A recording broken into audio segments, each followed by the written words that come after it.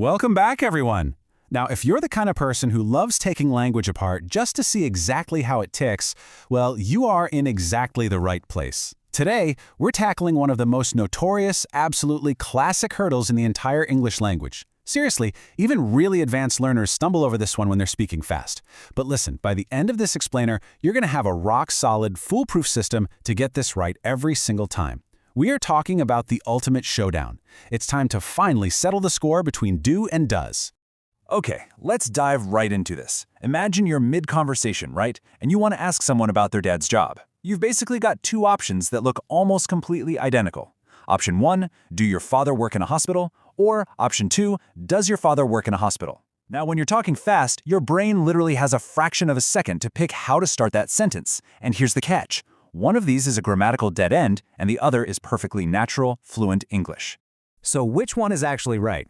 I want you to actively think about both of these right now and just make a choice. Don't just wait for me to give away the answer. Actually commit to one in your head.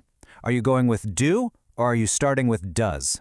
All right, lock in your answer. Let's see if your linguistic instincts are leading you down the right path. And the winner is does. Does your father work in a hospital? If you chose that one, absolutely fantastic job. And hey, if you didn't, do not sweat it at all, because we're about to completely demystify exactly why this is the only correct choice. There's a very specific, almost mechanical reason why does is the hero here, and we're going to break it down so clearly that it's just going to become second nature to you. Now, what's really fascinating here is the core rule behind this. It's all about this concept called the base form. The rule is actually super simple, but it is incredibly powerful. Whenever you use the word does, so for subjects like he, she, or it, the main action verb in the sentence absolutely has to stay in its base form. And what does base form even mean? It just means the verb is totally clean, untouched. No extra letters, no special endings, no modifications attached to it whatsoever. You see, the word does is already doing all the heavy grammatical lifting right at the front of the sentence. So the main verb, which is work in our case, it just gets to sit back and relax in its purest, simplest form. But here's where a massive amount of learners fall right into a trap. Listen to this phrasing. Does your father works in a hospital? Did you hear it? You can hear that sneaky little s attached to the end of works. And honestly, I totally get why people do this.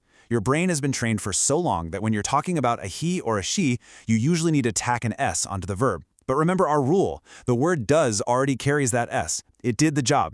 If you stick an s on the main verb too, you're essentially doubling up on the grammar, and that makes the whole sentence just kind of crash. So we've got to drop that s. Keep it clean. Does your father work?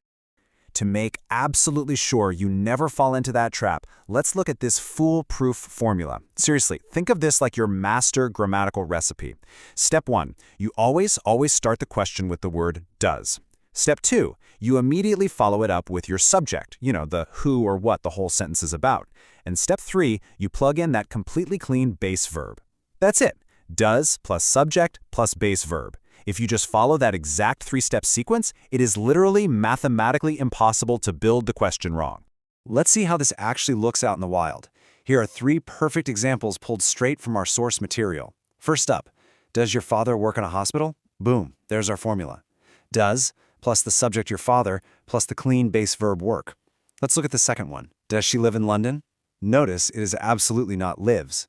It's does plus she plus the clean base verb live. And the third one, does he play football? Same exact thing.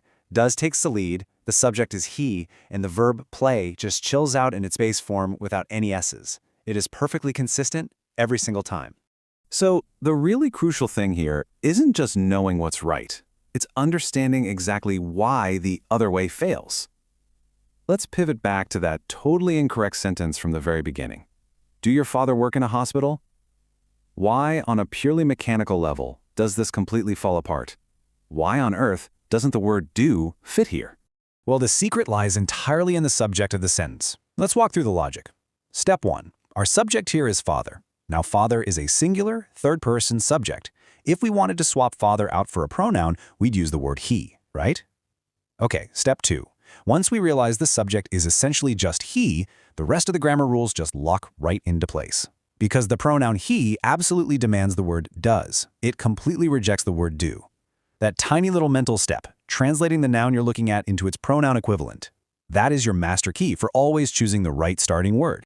And this brilliantly illustrates the entire system, almost like a cheat sheet. Think of it like two opposing teams. On one side, we have the do team. We use do for the pronouns I, you, we, and they. Simple enough. But then, on the other side, we have the does team. We use does for he, she, and it. But here's the real magic. Notice how we can expand that. It's not just the basic pronouns. He could be your father. She could be Sarah or the teacher. Literally any singular third-person noun lives on this does team, and therefore it absolutely must be paired with does.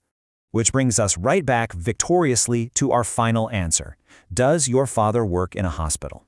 You see, now you don't just know that it's right, you actually understand the structural architecture of why it's right.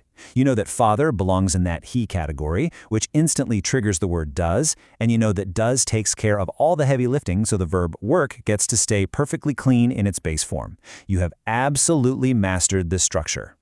As we wrap up this explainer, I want to leave you with a quick challenge so you can immediately apply what we just talked about. What other common noun could you use to replace father in this sentence and still have it perfectly fit our does rule? Could you swap in your best friend? What about the doctor? Or maybe your sister? I want you to think about the people in your own daily life, translate them into that third-person singular box, and just practice building your own questions. Thank you so much for joining me for this explainer. Keep practicing that formula, and I will see you next time.